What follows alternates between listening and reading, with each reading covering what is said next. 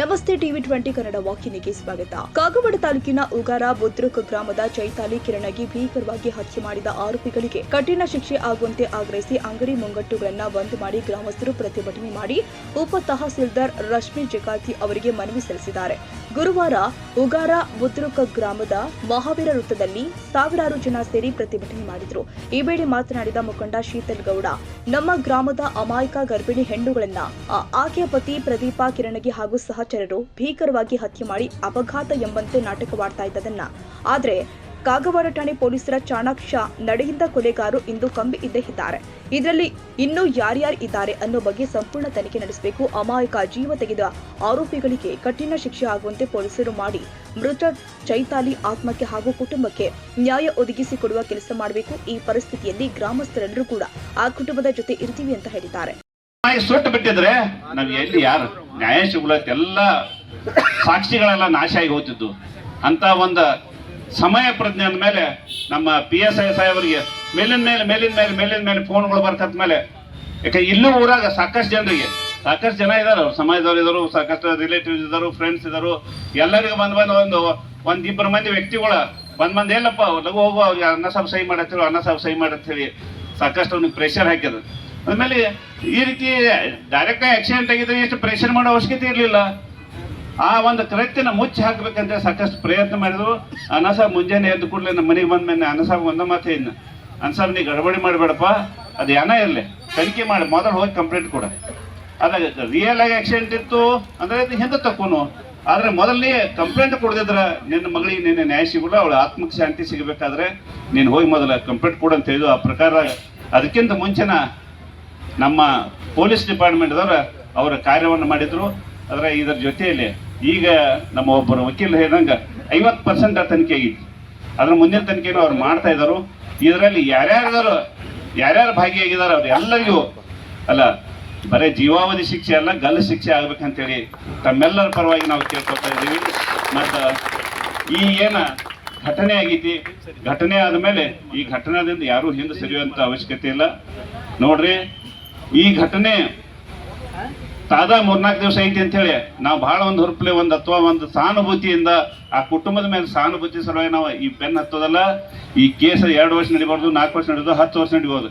ಎಷ್ಟೋ ವರ್ಷ ನಡೆದ್ರು ಕೂಡ ಆ ನ್ಯಾಯ ಸಿಗುವವರೆಗೆ ನಾವೆಲ್ಲರೂ ಅವ್ರ ಬೆನ್ನ ಮೇಲೆ ಇರಬೇಕಾಗ್ತದೆ ಅನ್ನುವಂಥ ತಾವೆಲ್ಲ ಇಲ್ಲಿ ಪ್ರಮಾಣ ಮಾಡ್ಬೇಕಾಗ್ತಿ.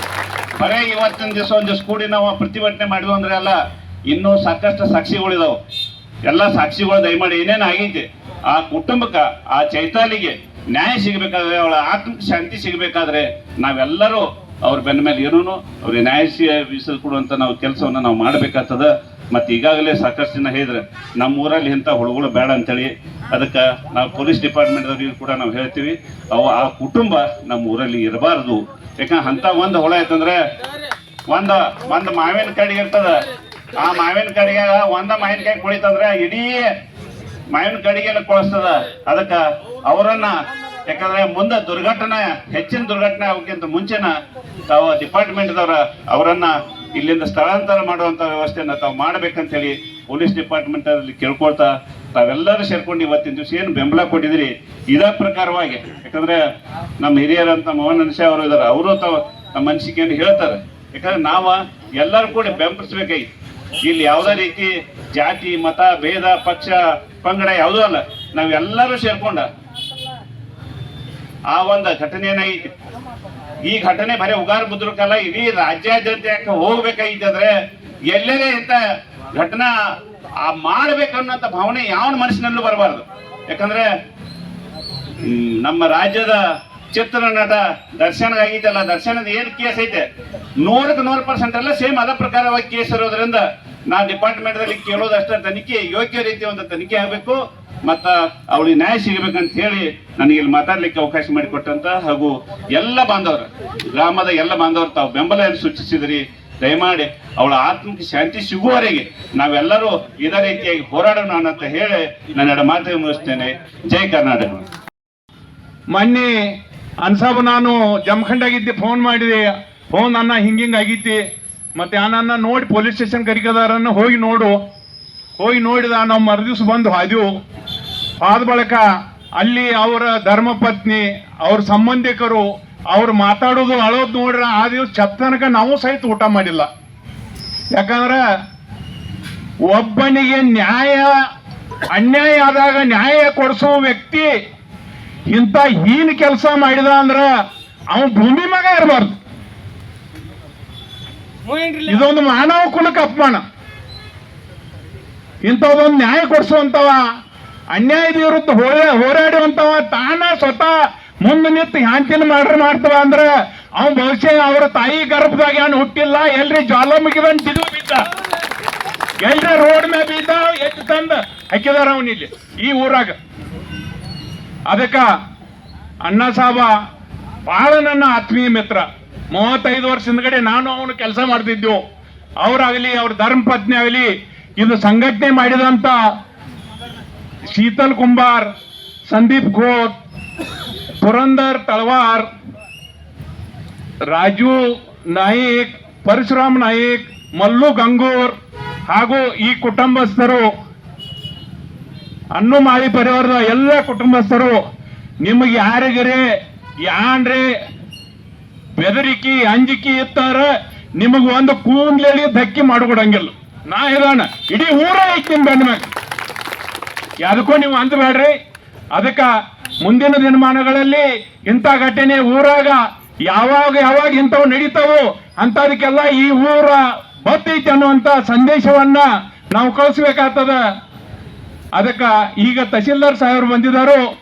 ಈಗ ಯಾರ ಮನವಿಯನ್ನ ಕೊಟ್ಟು ಆಮೇಲೆ ಮೌನಾಚರಣೆ ಹಾಗೂ ಈ ಕಾರ್ಯಕ್ರಮದಲ್ಲಿ 15-20 ಜನ ಸುದ್ದಿ ಮಾಧ್ಯಮದ ಮಿತ್ರರು ತಮ್ಮ ಕ್ಯಾಮರಾ ವಿಡಿಯೋ ಎಲ್ಲ ತಗೊಂಡು 4 ದಿನಗಳಿಂದ ಬಹಳ ಸತತವಾಗಿ ಕರ್ನಾಟಕ ರಾಜ್ಯದಂತ ಹೈಲೈಟ್ ಮಾಡಿರ್ತಾರೆ.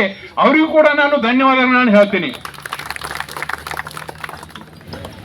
ಕೊಲೆ ಮಾಡಿರುವುದನ್ನು ಖಂಡಿಸಿ ಪ್ರತಿಭಟನೆ ದಿನಗಳಲ್ಲಿ ನಮಗೆಲ್ಲ ಕಷ್ಟದ ಸಂದರ್ಭದಲ್ಲಿ ನ್ಯಾಯ ದೊರಕಿಸಿ ಕೊಡುವಂತ ವಕೀಲ ವೃತ್ತಿಯಲ್ಲಿ ಪ್ರದೀಪ್ ಕಿರಣ್ಗೆ ಹಾಗೂ ಅವರ ಓಣಿಯಲ್ಲಿ ಚೈತ್ಯಲಿ ಇಬ್ಬರು ಪರಸ್ಪರ ಪ್ರೀತಿಸಿ ತನ್ನ ಗಂಡನೇ ಸರ್ವಸ್ವ ಎಂದು ನಂಬಿಕೊಂಡು ತನ್ನ ತಂದೆ ತಾಯಿಯನ್ನು ಬಿಟ್ಟು ಬಂದಿರುವ ಮುಗ್ಧ ಅಮಾಯಕ 7 ತಿಂಗಳ ಗರ್ಭಿಣಿ ಅನ್ನೋದನ್ನು ಸಹ ಮರೆತು ಕೇವಲ ಹಣ ಆಸ್ತಿಗೋಸ್ಕರ ವಕೀಲನಾದ ಪ್ರದೀಪ್ ಕಿರಣ್ಗೆ ಈತನು ಹತ್ಯೆ ಮಾಡಿರ್ತಾನೆ. ಸದರಿ ಹತ್ಯೆಯಲ್ಲಿ ಆತನ ತಾಯಿಯೂ ಕೂಡ ಶಾಮೀಲಾಗಿರ್ತಾಳೆ ಎಂದು ತಿಳಿದು ಬಂದಿರುತ್ತದೆ. ಈ ಕರ್ತವ್ಯವನ್ನು ಖಂಡಿಸುತ್ತೇವೆ. ದೇವರು ಒಂದು ಜೀವಿಗೆ ಜೀವಿಸಲು ಆಶೀರ್ವಾದ ಮಾಡಿರುವಾಗ ಲೋಕವನ್ನೇ ನೋಡದ ಪುಟ್ಟ ಜೀವಿಗೆ ಈತನು ಕೊಲ್ಲಲು ಯಾವ ನೈತಿಕ ಹಕ್ಕು ಇರುತ್ತದೆ? ನಮ್ಮ ನ್ಯಾಯಯುತವಾದ ಬೇಡಿಕೆಗಳು ಆತನಿಗೆ ಗಲ್ಲು ಶಿಕ್ಷೆ ಅಥವಾ ಜೀವಾವಧಿ ಜೀವನ ಪರ್ಯಂತರ ಕಠಿಣ ಶಿಕ್ಷೆ ಕೊಡಬೇಕು. ಆತನಿಗೆ ಸಹಕರಿಸಿದ ಎಲ್ಲ ಆರೋಪಿಗಳಿಗೂ ಸಹ ಕಠಿಣ ಶಿಕ್ಷೆ ಆಗಬೇಕು. ಆತನ ಕುಟುಂಬವನ್ನು ಉಗಾರ್ ಬುದ್ರುಕ್ ಗ್ರಾಮದಿಂದ ಗಡೀಪಾರು ಮಾಡಬೇಕು. ಆತನಿಂದ ಅನ್ಯಾಯಕ್ಕೆ ಒಳಗಾದ ಅಂದರೆ ಬಡ್ಡಿ ವ್ಯವಹಾರದಲ್ಲಿ ನೊಂದವರ ಬಗ್ಗೆ ಪರಿಶೀಲನೆ ಮಾಡಿ ಅವರಿಗೆ ನ್ಯಾಯ ದೊರಕಿಸಿ ಕೊಡಬೇಕು. ಬಡ್ಡಿ ವ್ಯವಹಾರದಲ್ಲಿ ಸುಳ್ಳು ಕೇಸು ದಾಖಲಿಸಿ ಹಾಗೂ ಚೆಕ್ ಬೌನ್ಸ್ ಕೇಸ್ ಮಾಡಿ ಅನೇಕ ಆಸ್ತಿ ಪಾಸ್ತಿಗಳನ್ನು ತನ್ನ ಹಾಗೂ ಅವರ ಕುಟುಂಬದ ಹೆಸರಲ್ಲಿ ಮಾಡಿರ್ತಾನೆ.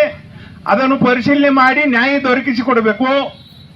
ಆತನ ಆಸ್ತಿಯನ್ನು ಸಂಪೂರ್ಣವಾಗಿ ಮುಟ್ಟುಗೋಲು ಹಾಕಿಕೊಂಡು ಸಂಸತ್ತರಿಗೆ ನ್ಯಾಯ ದೊರಕಿಸಿಕೊಡಬೇಕು.